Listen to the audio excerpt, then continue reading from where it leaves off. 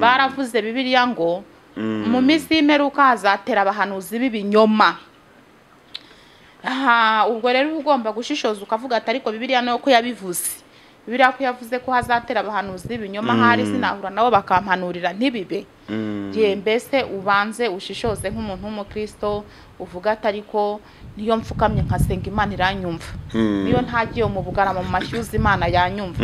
Mbese urebe nawe aho tugeze, urebe nuko Imana ikora, urebe n'abahanuzi mugani b'inzaduka bari kwaduka, mbese urebe ubone kwizera. Ariko ubu ubyibazaho iki? Rero birijyanje mbona umurimo w'Imana warabaye business. Hari abango bari gutwika ngo ari agatwiko. Hari abamugani bavugisha ukuri, mbese ntago wapfa kujyaho ngo utere umuntu ibuye ntuzi uwamuhamagaye. Ariko hari ababikora mu buryo ngo bw'uko bari gutwika. Hari n'ababikora koko ari byo kandi barabiherewe ubushobozi n'Uwiteka Imana. Rero hari abantu baza bari gutwika, ugasanga abantu bari kwiganya imbaraga batazi, ugasanga abantu barimo barita abahanuzi atari bo. Ubwo rero bariya baba bafite akaga, kuko nimba Imana ihamagariye mu kavuyo nawe ukagendera muri ka kavuyo, gusohoka bishobora kugorana. Uniyemera Imana ariko byibura akavuga atanga nabonye Imana. Ngewe ntago nigeze mbona Imana imbona nkubone. Mvuge ngo mbonye Imana mbona nkubone mere nk'abandi bashushanya ngo yambaye ikanzu, ngo yambaye rugabire, ngo ifite inkoni. Nanjye mbe naza ngo mvuge ngo koko ngo twahuye ngo yari ifite inkoni yambaye ikanzu. Ngewe mbonera Imana mu mirimo n'ibitangaza ikora. Wenda n'urugero ushobora kuba ufite nk'ikibazo, ukamara iminsi ugisengera, hanyuma rero wajya no gusenga umuntu wahandi akaba yakubwira ati rero bimeze gutya na gutya, wajya kubona ukabona birabaye. Iyo rero niyo Mana igaragarira mu bitangaza n'ibikorwa. Naho rero kuvuga ngo uzashaka Imana ngo uzarinda unapfa bwawe utari wayibona n'amaso abiri, ariko uzajya ubona icyo uyisabye. Uzajya ubona icyo usabye, cyangwa se nimba wizera 100% ugahamanya na Yesu mu byo yifuza, wumva ijwi. Hari ijwi wumva nk'abantu bajya mu butayu, bagakora amasengesho menshi yo kwiyiriza ubusa. Hari ubwo ushobora kuryumva uryamye mu nzozi, hari n'ubwo ushobora kuryumva ugenda. Ukaba waryama ukagira iyerekwa, wagira iyerekwa ukumva n'ijwi. Ukumva n'ijwi rero bitewe n'ibyo wasengeye umaze iminsi usengera, ukavuga ati ariko koko ibi bintu nibyo. Ubwo rero nubwo buryo ngenzi mw'Imana. Naho rero kuvuga ngo nayibonye ngo Imana, ngo nabonye ngo ari muremure, ngo Imana ngo nabonye ari inzobe, ngo Imana wapi, ushobora kuryama ukarota izo nzozi, cyangwa se ukaba wakumva ijwi. Waba amaso rero ryajwi wenda uhora wumva, ukazabona ibimenyetso byaryo. Nuko nyize. Muri make wowe wemera ko Imana ibaho? Bakagenda barya imigati bari kugendana. Yesu akamubwira ati ariko ndi kubona muri mwe hari muri bungambanire. Baragendanaga da, Yesu ngo yamuhaga imigati, bakagendana ngo akagenda arya imigati Yuda ngo bagenda iyo bagiye. Yesu rero ngo akamubwira ati ariko ndi kubona muri mwe hari muri bungambanire. Ubwo rero Yuda rero ngo nibwo yazaga kugambanira Umukiza, bamuhaye ibice by'ifeza ngo niba ari 30. Ntago biba byoroshye. Ndetse n'abawe sibyo? Ndagira ngo mbwire abakunzi bakunda Vava ndetse bagira benshi, ndabagira benshi abo muri Amerika, abahehe hose. Mbese ngira uri kumva nta kintu badusabira abasubscribe baze rwose. Bakore subscribe. Bakore subscribe. Bakore subscribe. Sinzo kubigenza,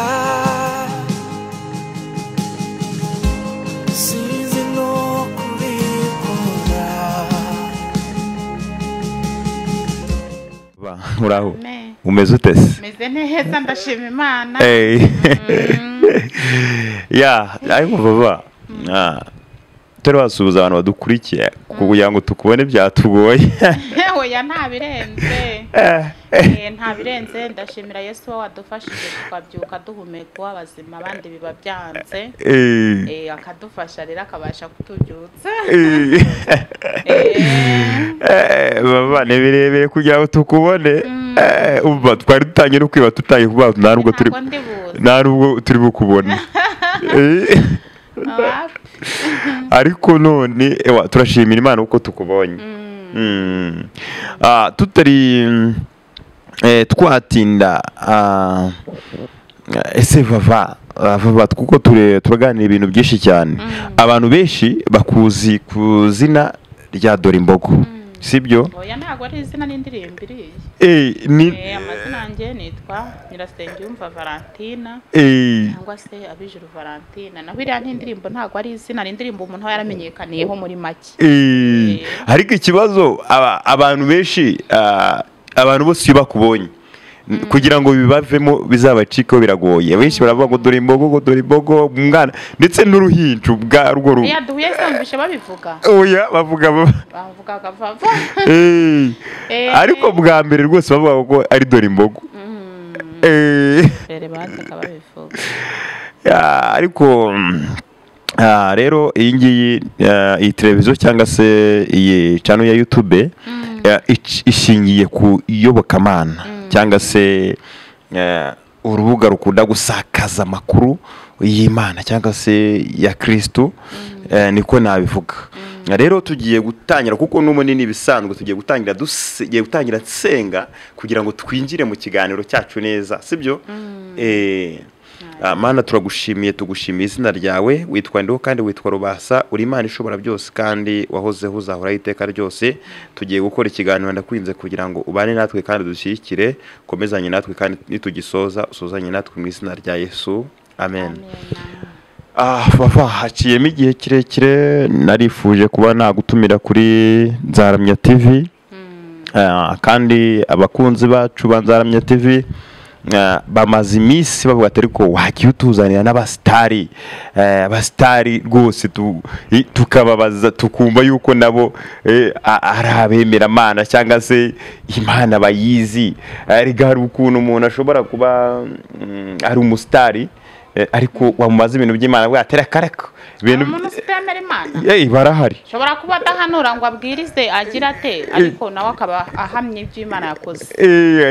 Rero ubwo ni muri ako ngako twaravuze ati ariko se ubundi twahereye kuri Vava kandi ko tuzi ko Vava yumvikana, tukamubaza ese ubundi Vava tutari twaganira ibintu byinshi cyane, ubundi Imana wowe urayemera? Ndayemera cyane rwose. Imana urayemera? Byibura se watubwira nko muri dukeya ku buryo ushobora kutubwira ati aha ngaha wenda nabonye Imana, sibyo? Kuko ushobora hari ukuntu umuntu yemera Imana ariko byibura akavuga ati aha ngaha nabonye Imana. Njyewe ntago nigeze mbona Imana imbona nkubone. Mvuge ngo mbonye Imana mbona nkubone mere nk'abandi bashushanya ngo yambaye ikanzu, ngo yambaye rugabire, ngo ifite inkoni. Nanjye mbe naza ngo mvuge ngo koko ngo twahuye ngo yari ifite inkoni yambaye ikanzu. Njyewe mbonera Imana mu mirimo n'ibitangaza ikora. Wenda n'urugero ushobora kuba ufite nk'ikibazo ukamara iminsi ugisengera, hanyuma rero wajya no gusenga umuntu wahandi akaba yakubwira ati rero bimeze gutya na gutya, wajya kubona ukabona birabaye. Iyo rero niyo Mana igaragarira mu bitangaza n'ibikorwa. Naho rero kuvuga ngo uzashaka Imana ngo uzarinda unapfa bwawe utari wayibona n'amaso abiri, ariko uzajya ubona icyo uyisabye. Uzajya ubona icyo usabye, cyangwa se nimba wizera 100% ugahamanya na Yesu mu byo yifuza wumva ijwi. Hari ijwi wumva nk'abantu bajya mu butayu bagakora amasengesho menshi yo kwiyiriza ubusa. Hari ubwo ushobora kuryumva uryamye mu nzozi, hari n'ubwo ushobora kuryumva ugenda. Ukaba waryama ukagira iyerekwa, wagira iyerekwa ukumva n'ijwi. Ukumva n'ijwi rero bitewe n'ibyo wasengeye umaze iminsi usengera ukavuga ati ariko koko ibi bintu nibyo. Ubwo rero nubwo buryo nge nzi mw'Imana, naho rero kuvuga ngo nayibonye ngo Imana ngo nabonye ngo ari muremure ngo Imana ngo nabonye ari inzobe ngo Imana wapi, ushobora kuryama ukarota izo nzozi cyangwa se ukaba wakumva ijwi. Waba amaso rero ryajwi wenda uhora wumva ukazabona ibimenyetso byaryo. Nuko nyizi. Muri make wowe wemera ko Imana ibaho? Ibaho cyane rwose. Kuko ni bake cyane mu basitari cyangwa se bazwi cyangwa se bamenyekanye ashobora kukubwira ati njyewe neza rwose Imana nzi kwibaho, kandi abandi kenshi na kenshi bakubwira ati kose iyo Mana ibaho hehe. Oya, Imana irahari rwose, Imana ibaho, gusa ntago twebwe tubasha kuyirebesha n'amaso yacu cyangwa ngo tube twagera mu ijuru koko. Ariko Yesu agenda ajya kujya mu ijuru, akimara kuzuka asubira mu ijuru yaravuze ngo ngiye kwa Data, nta n'umwe uzageraho ntamujyanyeyo, ngiye gutegura aho muzaba. Noneho rero urumva icyo gitinyiro Yesu yasize ku isi byanze bikunze no mu ijuru kiriyo. Nta n'umwe uzajyayo atanyuzeho, nta n'umwe uzajyayo ntamujyanyeyo. Rero byanze bikunze rero urumva yuko aba ari ugukizwa. Hanyuma rero ukizera bitari by'akanya gato.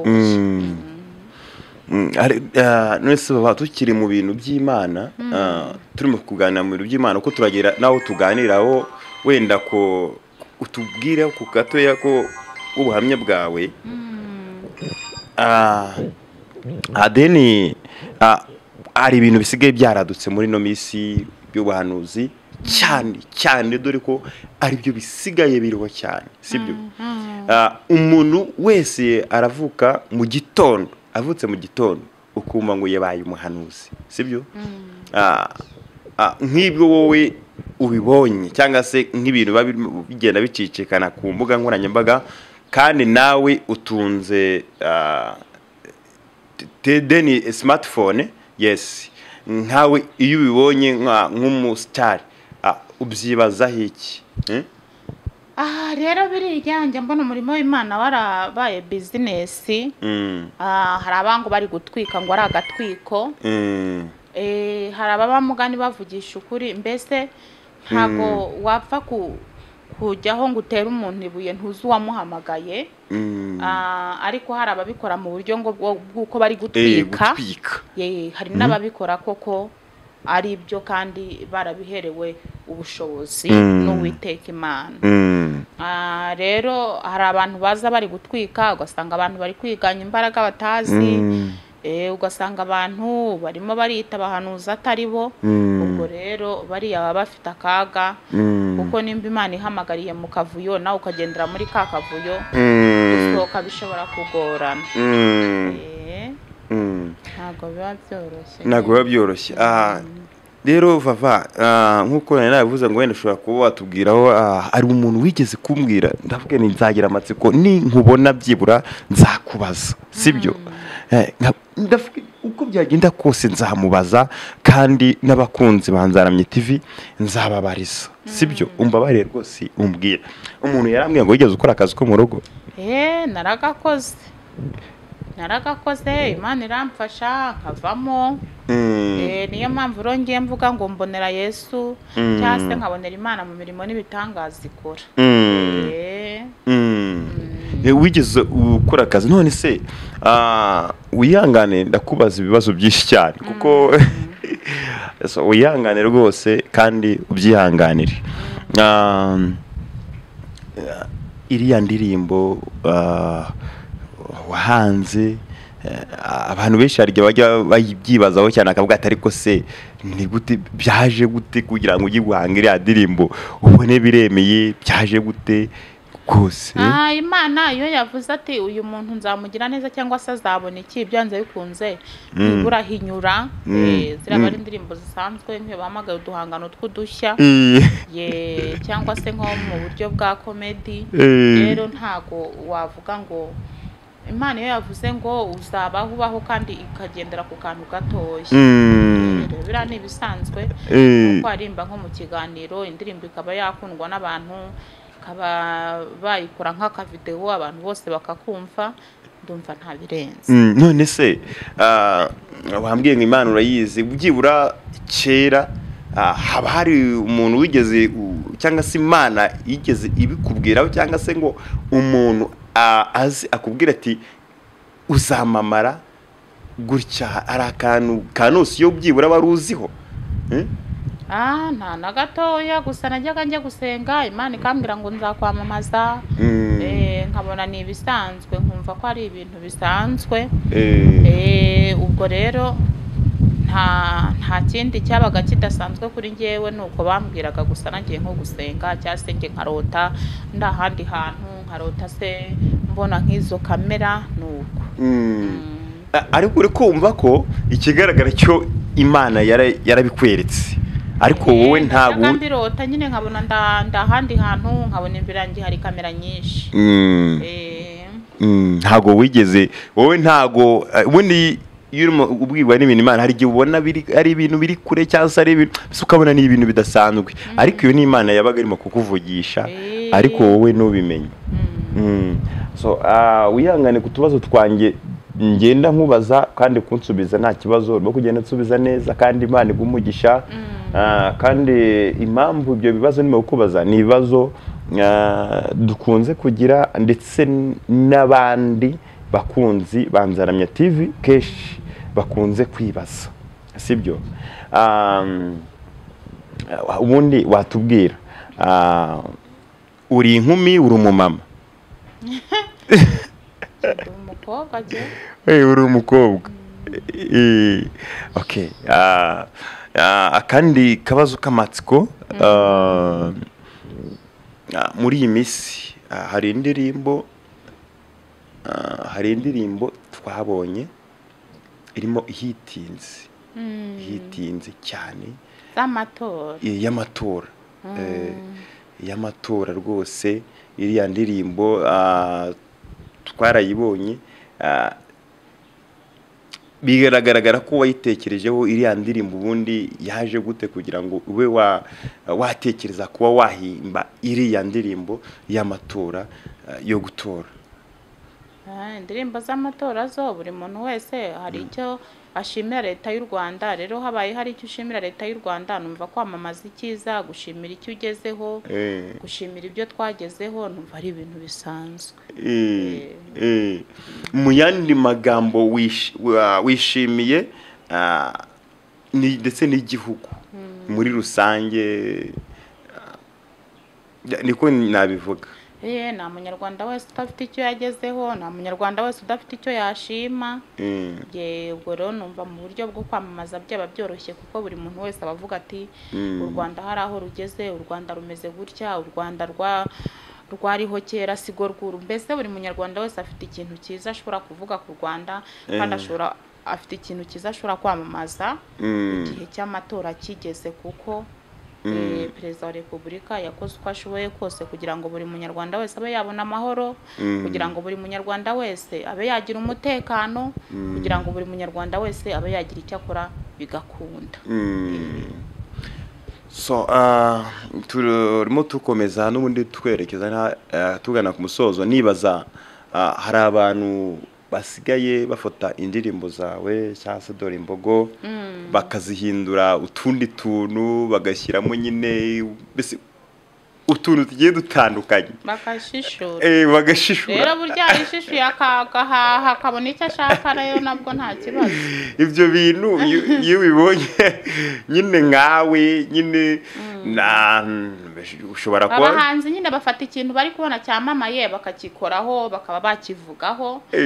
Burya rero nimba hari ikintu yabonye kiri hiti, akabona icyo kintu gifite views akazishaka, ntago wakirirwa umuburanya nimba yahashye, nyine ubwo yagize amahirwe.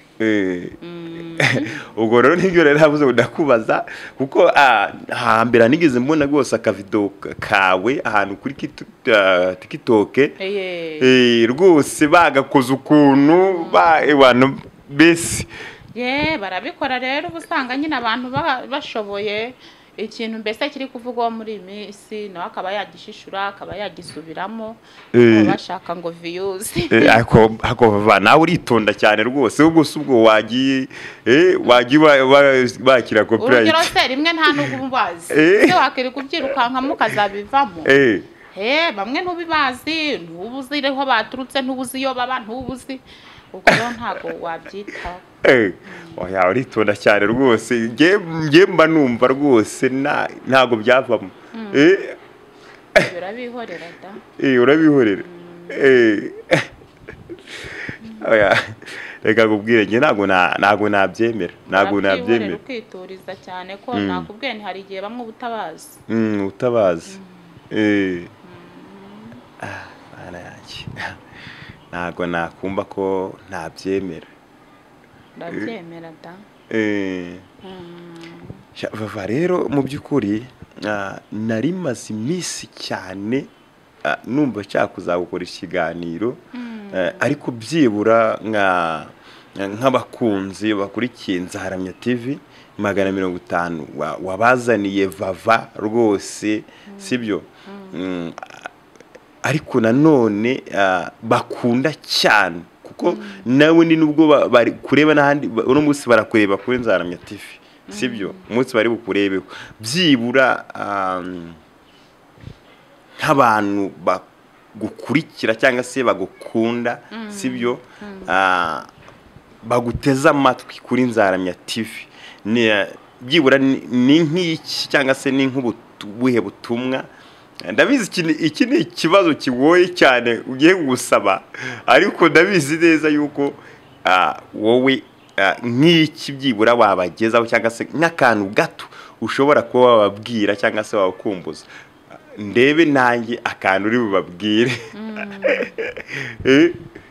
icyo mbabwira mbese nko ku ruhande rw'abarokore nimba uri umurokore ukavuga ngo ndajya gusengera za Nyagatare ndajya gusengera yo mu Mashyuza ukwiye kugira groupe imwe barizwa musenga ikindi kandi ntago kujya gushaka Imana iri mu muntu wa Nyagatare kujya gushaka Imana iri mu muntu wo mu Bugarama mu Mashyuza ntabwo ari byo byiza wowe wizere numara kwizera wisengere nawe hanyuma ugire groupe ubarizwa musengeramo apana kujarajara ugira gutyo ugahura n'abantu bagiye batandukanye ntago umwuka wose ari kwaturutse ku Mana bakaguhanurira ibintu kubera ko bigiye bivangitiranye ukavuga ngo bimwe byanze gusohora ngo Imana irabeshya kandi nawe wagiye ujarajara kandi utizeye none nimba uri umukristo ugomba kwicara hamwe ukizera ukagira ijambo nyamukuru ugenderaho ukavuga ati Imana yampaye isezerano ibiniri ushobora kuba isezerano ryo kwizandinda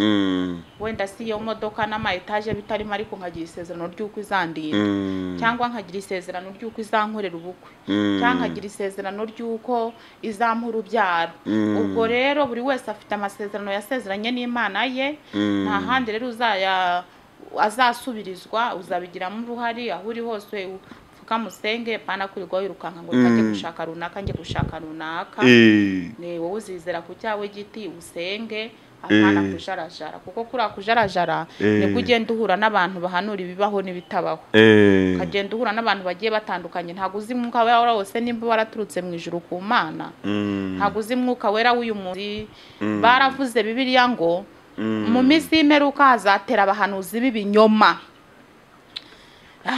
ubwo rero ugomba gushishoza ukavuga ati ariko Bibiliya nayo ko yabivuze Bibiliya ko yavuze ko hazatera abahanuzi b'ibinyoma hari sinahura nabo bakampanurira ntibibe mbese ubanze ushishoze nk'umuntu w'umukristo uvuga ati ariko niyo mfukamye nkasenga Imana iranyumva niyo ntagiye mu Bugarama mu Mashyuza Imana yanyumva mbese urebe nawe aho tugeze urebe nuko Imana ikora urebe n'abahanuzi mugani b'inzaduka bari kwaduka mbese urebe ubone kwizera ariko ubundi koze ubundi baba ko ubundi wazabaye wowe wazasinze itorero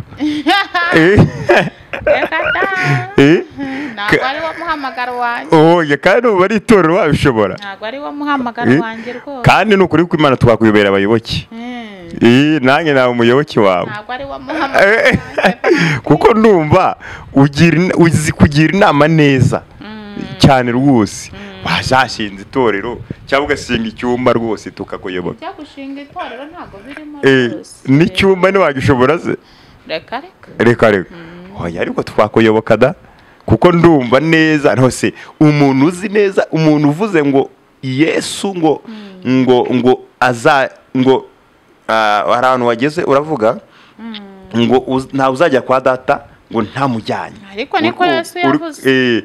Ako kantu kabo kaze uri kumva utazi ibintu by'Imana neza, ubundi ariko bava ubundi koko numva ibintu by'Imana naciye mu badive ndirimba muri korali y'abana nyivamo njya mu y'urubyiruko. Nuko uri kumva ke ibintu kandi abadive ngo bariya bazi Bibiliya ngo barabizi cyane, baragerageza barimo abasesenguzi.